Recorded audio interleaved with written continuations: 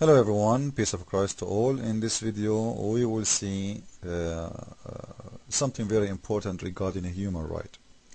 In this hadith, supposedly it's a story about Muhammad, and this story contains a lot of violence. Violence can be justified, when even the court make an order to execute somebody. This is a killing, but it's justified. But there are things, even to criminals, if we do it to criminals, we cannot justify. So what we will do together, we will read, we will study, and I want people to be honest when they make their decision. Forget who you are, be a human. You are a Christian, you are a Jewish, you are a Muslim, you are a Hindu, you are a Buddhist, whoever you are an atheist, it doesn't matter. Let us think as a human, what is considered to be right, what is considered to be wrong. And now we are talking about an individual who is making decisions. And those decisions is going to tell us a lot about this man. So by his fruits, we are going to read his heart and his mind. And then we will see if really what the Muslim says that Muhammad was a good, great guy is true. This is the hadith as it is from Sahih al-Bukhari. This is an Islamic website. It's not my website, as you see. In here it says clearly the story. And I want people to be so honest, regardless if you are a Christian or a Muslim or a Jewish or a Hindu or whatever you are. In here we are seeing the version side, the Islamic version side of the story, which means who said that the story as we see it in here is accurate? Do you think the Muslims, they will say those people, they were not bad? They will make them thieves, they will make them criminals, because those are the Muslims telling us the stories. But only God knows what really happened.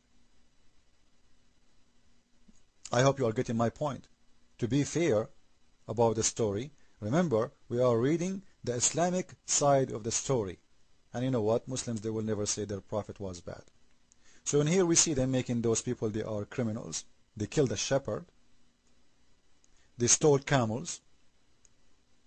And they left Islam.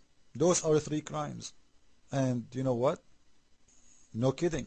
Muhammad have no mercy. Let us assume that those 3 crimes is true. Number 1, leaving Islam is a big crime in Islam, and you will be killed for it because Islam is peace. Number 2, they killed the shepherd. And if you kill, you will be killed. And honestly, I have no problem with this punishment. And they took the camels, which means they are thieves. But my side of the story is different. Ask yourself, does it make sense that those people, they came to Muhammad to embrace Islam? They came by themselves, according to the hadith, read it. Muhammad, and they have, and the funny, all of them, they have a health problem. So he ordered them to drink milk, the camel milk, and the urine of the camel. Because as we know, urine is an Islamic medicine. But for some reason, no Muslims do drink urine. I never saw one. I think they don't believe in their prophet medicine. And after they converted to Islam, those people, they left Islam. Which doesn't make sense, because this is all happened so fast. Why? What they discover? They came to convert to Islam and they decide to leave Islam. Something fishy in here. And killed the shepherd of the camels and took the camels. As in that area there is nobody except one shepherd and all the camels, and they are only, which doesn't make sense. Secondly, have you ever heard about people who they are a tribe, they don't have their own camels? When Muhammad, he sent them to the shepherd to drink the camel urine, what shepherd? And what camels? There is no Arab can live in the Arabian Peninsula without having animals. This is their only sources. Today you have your work, you have your bank account. For them, this is their bank account. So for sure they have their own animals. So what happened actually, Muhammad, he took their animals and he put it with his animals. So what they did, they decided to leave, they took their animals. And likely that the shepherd, he tried to stop them from taking their own animals, which Muhammad, he took from them. So they killed him. But you know what? I want to go with the Islamic version of the story. That those people, they killed the shepherd, they took the camels, and they left Islam. Let us discuss the punishment. First of all, there is no way that those people who they are many, remember, it is people, all of them, they killed the shepherd together. Doesn't make sense. 1, 2, 3, they killed the shepherd. What about the rest? The rest, they should be judged for theft and for leaving Islam. And you know what? Still they are not safe, because leaving Islam, the punishment is death. This is how wonderful Muhammad is. But if we look at the punishment, we will see that Muhammad, he is in love with torturing, not punishment. Muhammad, he sent his men after them. Many men, some people after them. And they cut them.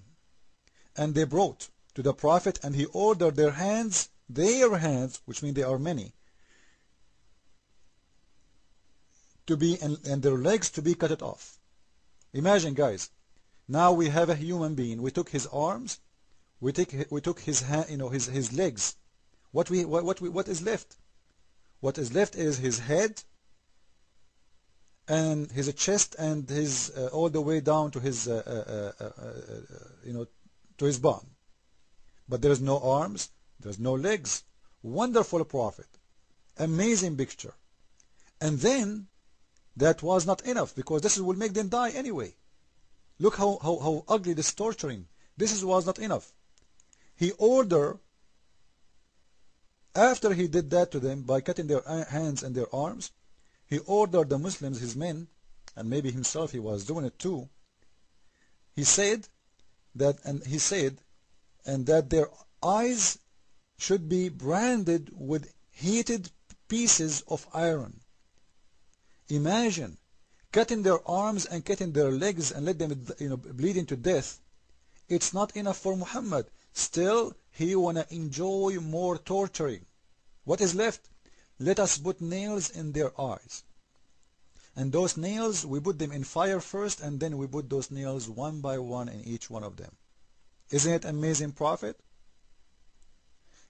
Those who speak about torturing in Abu Ghraib, did in Abu Ghraib put nails in the eyes of the prisoners? We hear this Obama, he speak about torturing of the CIA, and they want to investigate their CIA. If you are fighting an animal who is willing to cut you pieces, if Al-Qaeda, they got one of your American soldiers, Canadian soldier, Australian soldier, whatever soldier, what they will do to him? The answer is there. They will cut his hands, they will cut his feet, they will play with his eyes, they put nails in his eyes, they torture him. And you as an American, you want to give those people 5-star hotels. Actually, not the American, the liberals, who make me sick. If we go to the Quran, we will see that even this punishment exists as part of the Quran. Those who wage war against Allah. Who wage war against Allah? Anyone who rejects Islam. Islam divides the world to two lands, land of peace and land of war. Anyone who don't accept Islam is in war with Allah.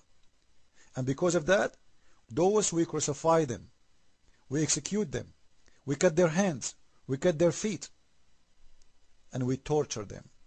And then you will see a bunch of dummies complaining about the CIA. I'm not defending the CIA.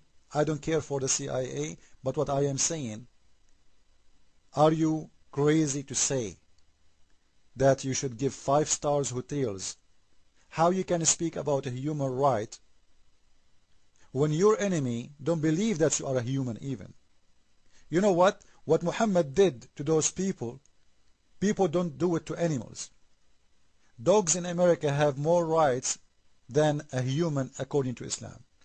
Imagine somebody getting a little dog and putting nails in his eyes and cutting his feet and cutting his arms. For he did kill his own son. Even if the dog, imagine, a dog, he killed your own son. Do you think a human being will do such a thing to the dog? Even if he was a killer. I'm telling you. Even animals don't do that. Christ is Lord. Islam is false. Ameen. Follow with me.